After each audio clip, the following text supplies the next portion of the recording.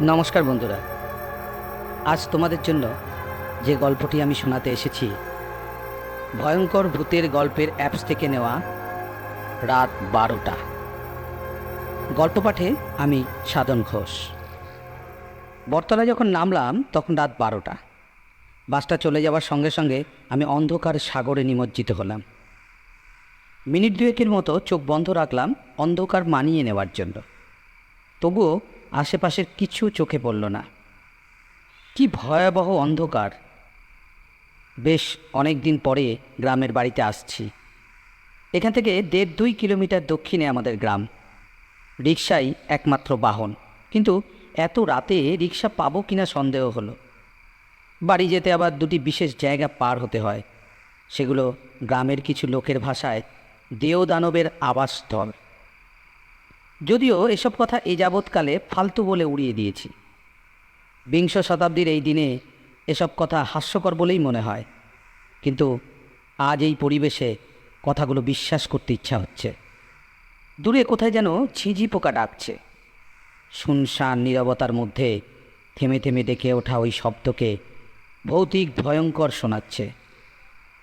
মনে হচ্ছে পৃথিবীতে আর কিছুর অস্তিত্ব নেই, আমি আর ঝিঁঝি পোকা, সাথে অন্ধকার। এতক্ষণে আবছাভাবে সব কিছু চোখে পড়তে শুরু করলো। পাকা রাস্তা থেকে দক্ষিণ দিকে নেমে গেছে আমাদের গ্রামের রাস্তা। আমি রাস্তায় নেমে পড়লাম। ছোট্ট দোকানটি চোখে পড়ল। বন্ধ হয়ে গেছে অনেক আগেই। পাশে যেখানে রিকশা থাকার কথা সে জায়গাটা ফাঁকা। ভয়ে আমার গা ছমছম করছে। এখন কি করি? একটু ইতস্তত করে ধীরে ধীরে সামনে সামনে এগোতে লাগলাম। হঠাৎ এক ঝলক আলোর স্ফুলিঙ্গ চোখে পড়ল। সর্বনাশ! ভূতের আগুন নয় তো?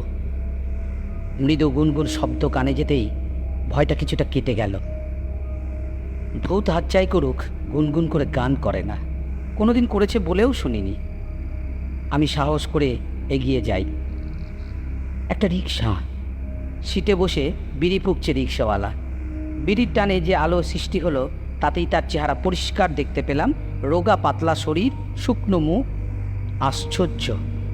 বিড়ির আলো যে এতটুকু তা কখনো কল্পনাও করিনি। দিনের আলোয় কখনো বোঝা যায় না অন্ধকারের এই একটু বিড়ির আলো কত উজ্জ্বল করে জ্বলে। আমাকে দেখে লাফ দিয়ে নেমে দাঁড়ালো সে রিকশা থেকে। বিড়িটা ছুঁড়ে ফেলে দিল। বাইর চাইবেন? উঠেন। আমি একটু অবাকই হলাম। চেনে নাকি আমাকে? হতে পারে, গ্রামের অনেকেরই কাছেই আমি পরিচিত। আপনি হেরিকেন জ্বালাননি কেন? আমি জিজ্ঞেস করলাম। কমাইতে গিয়া শরীরটা ভিতরে পইরা গেছে, রিকশাওয়ালা কৈফিয়ত দিল। আমি রিকশায় উঠে বসলাম। অন্ধকারে রিকশা চালাবেন কিভাবে? রাস্তা দেখবেন কি করে? অসুবিধা নাই, বিলাইয়ের চোখ আমার, অন্ধকারেও সব দেখবার পারি। আপনি শক্ত হইয়া বইসা থাকেন। রিকশা ঘুরিয়ে অদ্ভুত কায়দায় লাফিয়ে তার আসনে উঠে বসল রিকশাওয়ালা। কয়েক মুহূর্তেই দ্রুত চলতে শুরু করলো রিকশা। ওই রোগা পটকা টিনটিনে শরীরে যে এত শক্তি তা ওকে দেখে বুঝতে পারিনি। কিছু সামনেই দেওদানবের আবাসস্থল। বিশেষ জায়গা দুটি। প্রথমটি উত্তরপাড়া আর দক্ষিণ পাড়ার ঠিক মাঝখানের কালভার্টটি। কালভার্টের দুই পাশে দুটো শিমুল গাছ। দুই পাড়ার লোকজন বুনেছিল। বিশাল আকৃতি নিয়ে দাঁড়িয়ে আছে গাছ দুটি, দেখতেও হুবহু এক। আর চারিদিক বিস্তীর্ণ মাঠ, ক্ষেত খামার। সবাই বলে নিচ দিয়ে যাওয়ার সময় শিমুল গাছ থেকে ঝাঁপ দিয়ে ঘাড়ের উপর আছড়ে পড়ে দেও। কিছুক্ষণের মধ্যেই উত্তরপাড়া পার হয়ে গেল রিকশা। অন্ধকার থেকে আবছা আলোয় আসতেই বুঝলাম উত্তরপাড়ার শেষ বাড়িটি পার হলাম। কিছু দূরেই কালভার্ট। আমি চোখ বন্ধ করে বসে রইলাম। সত্যিই ভয় পাচ্ছি। মৃদু ঝাঁকি অনুভূত হতেই বুঝলাম কালভার্ট পার হচ্ছি। একটু করে চোখ মেলে তাকাতেই দেখলাম ওপাশে শিমুল গাছটা পাশ কাটিয়ে চলে যাচ্ছি আমরা। মনে একটু সাহসও ফিরে এলো। একটা ঝামেলা তো পার হলো। পরবর্তী স্পট একটু সামনেই। ওখানটা অবশ্য একটু অন্যরকম। বাংলা দ অক্ষরের মতো দুটো বাঁক নিয়েছে রাস্তা। চারপাশে বাঁশের ঝাড়। দিনের বেলায় বেশ অন্ধকার হয়ে থাকে, আর রাতে হলে তো কোনো কথাই নেই। বাঁশঝাড়ের মুখে ওখানেও বড় একটা শিমুল গাছ দাঁড়িয়ে, কাকতালীয়ভাবে এটিও একই রকম দেখতে। রাতের অন্ধকারে গাছটিকে যেন আরো ভয়াবহ দেখায়। মনে হয় বিশাল এক দৈত্য দাঁড়িয়ে আছে। এর সম্পর্কে নানা রকমের গল্প শুনেছি ছোটবেলায়। দিনের বেলায় যেতে গা ছমছম করে, রাতের বেলা ওখান দিয়ে গেলে নাকি বোবায় ধরে। বোবা বিষয়টা কি তা আমি এখনো কারোর কাছে সঠিকভাবে জানতে পারি। অনেককেই নাকি বোবায় ধরেছে এ পর্যন্ত, কিন্তু এখনো এমন কাউকে পাইনি যাকে বোবায় ধরেছে। সবাই শুধু শুনেই এসেছে। ভয় কাটানোর জন্য অন্য কিছু ভাবতে বসলাম। বিকেলে রওনা হয়ে রাত 12টায় এসে পৌঁছচ্ছি। মাত্র 100 কিলোমিটার পথ। আশ্চর্য, ঢাকা থেকেই যদি 3 ঘন্টা সময় লাগে বের হতে, তাহলে কেমন লাগে? ভীষণ মেজাজ খারাপ হচ্ছে দেশের ট্রাফিক ব্যবস্থার উপর। অন্ধকারে রিক্সাওয়ালা সাঁই সাঁই করে প্যাডেল মেরে চলেছে। অর্থাৎ মনে হলো এতক্ষণে তো বাসঝাড় মানে দ্বিতীয় স্পটটা পার হয়ে যাওয়ার কথা। বিষয় কি, আমি চারিদিকে একটু খেয়াল করার চেষ্টা করলাম। ওই তো সামনে আবছাভাবে শিমুল গাছ দেখা যাচ্ছে। তার মানে আমরা দ্বিতীয় স্পটে ঢুকে যাচ্ছি। আমি দাঁত মুখ চেপে জুবুথুবু হয়ে বসে রইলাম। শিমুল গাছটা পার হওয়ার পরেই আবার মৃদু ঝাঁকি খেল রিক্সা। মনে হলো রিক্সাটা আবারও কালভার্ট পার হল। আশ্চর্য, কালভার্ট তো পার হয়েই এলাম। ঘটনাটা কি?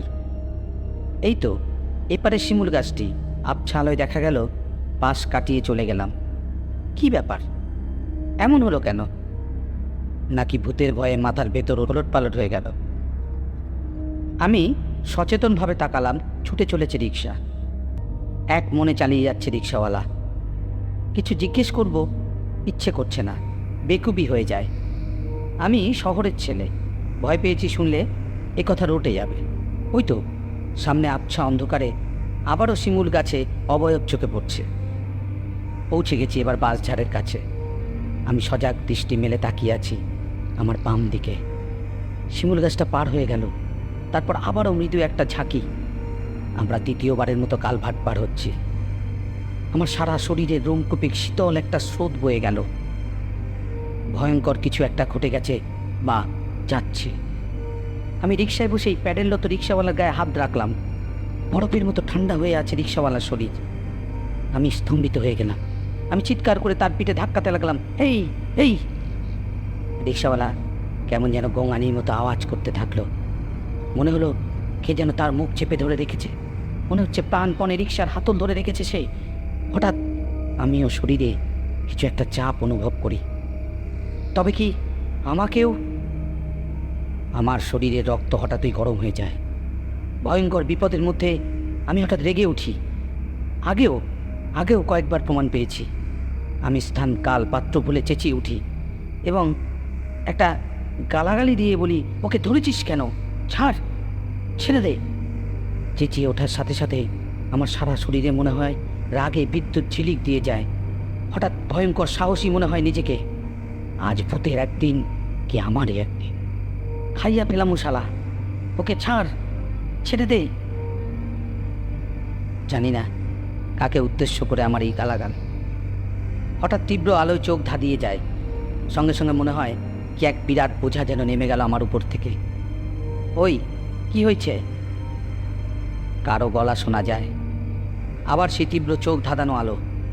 একজন পথচারী বোধহয় আমার চিৎকার শুনেছে দূর থেকে। হাতে ছোট্ট একটি টর্চ। এর আলোকেই এত তীব্র মনে হচ্ছিল। সঙ্গে সঙ্গে রিক্সাওয়ালা যেন সম্বিত ফিরে পায়। ব্রেক কষে অল্পক্ষণেই থামিয়ে ফেলে রিক্সা। আর একটু হলেই চলে গিয়েছিল খাদে। বেশ জোরে জোরেই দোয়া দরুদ পড়ছে। বেশ ভয় পেয়েছে বলে মনে হলো। আমি বলে উঠি, না তেমন কিছু না, ঘটে যাওয়া ঘটনাগুলো মানতে পারছি না। আবার বলতেও ইচ্ছা করছে না কাউকে এই মুহূর্তে। ভাই একটু টর্চটা ধরবেন? আমি পেছনে তাকিয়ে লোকটিকে উদ্দেশ্য করে বলতে থাকি। পেছন থেকে লোকটি টর্চের আলো ফেলে। অল্প সময়ের জন্য চারিদিক আলোকিত হয়। সহসাই বুঝতে পারি আমরা একটু পেছনেই বাঁশঝাড় ফেলে এসেছি। এই চলেন চলেন। আমি আবার রিক্সাওয়ালাকে তাড়া দিই। রিক্সাওয়ালা দ্রুত রিক্সা টানতে শুরু করে। যত তাড়াতাড়ি সম্ভব এখান থেকে সরে পড়া ভালো। বড় বাঁচা বাইচ্চা গেছি গো, রিক্সাওয়ালা শব্দ করে বলতে থাকে। আজকা অমাবস্যার রাত আমার মনেই ছিল না। কেন, অমাবস্যা হলে কি হয়? আমি জিজ্ঞাসা করি। অমাবস্যায় দেও দানবরা শিকার করতে বাইর হয়, একলা পাইলে কথা নাই। তোর এগুলো ফালতু কথা। আমি ওকে অভয় দেওয়ার চেষ্টা করি। বাড়ি গিয়ে ঘুম দেন, দেখবেন সব ঠিক হয়ে গেছে। মুখে বললেও মনে ভাবি সত্যি বোধহয় বড় বাঁচা বেঁচে গেছি। আইসকার পর থেকে আর রাইতে রিক্সা চালাবো না, নিজে নিজেই বলতে থাকে সে। পরদিন একটু বেলা করে ঘুম ভাঙল।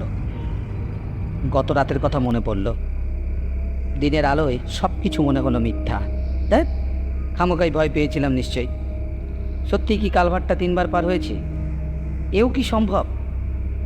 দিনের আলোয় অবাস্তব মনে হচ্ছে সব। ভাবতে ভাবতে বাড়ি ছেড়ে রাস্তার কাছে দাঁড়ালাম।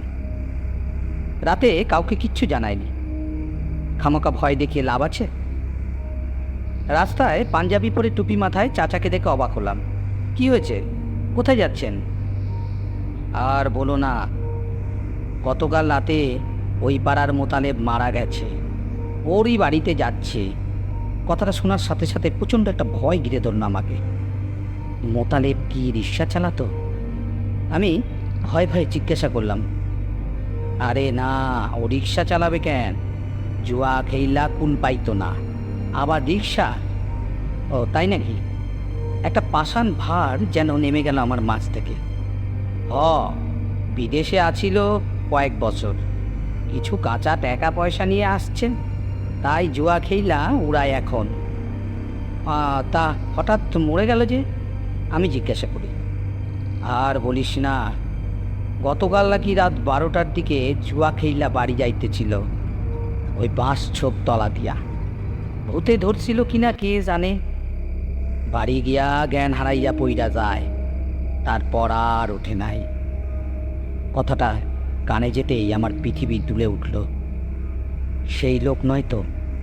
টর্চের তীব্র আলোয় যে চক্র থেকে আমরা উদ্ধার পেয়েছিলাম গত রাতে, ও কি সেই চক্রে পড়ে মরে গেল? দিনের আলোতেই আমি আবার চারিদিকে অন্ধকার দেখতে শুরু করলাম। চাচাকে আর কিছু জিজ্ঞেস করার সাহস হলো না। আজ আমার গল্পের এখানেই সমাপ্তি। গল্পটি যদি ভালো লেগে থাকে অবশ্যই লাইক অ্যান্ড শেয়ার করবে। এরকম আরও গল্প শুনতে আমার চ্যানেলটিকে অবশ্যই সাবস্ক্রাইব করবেন।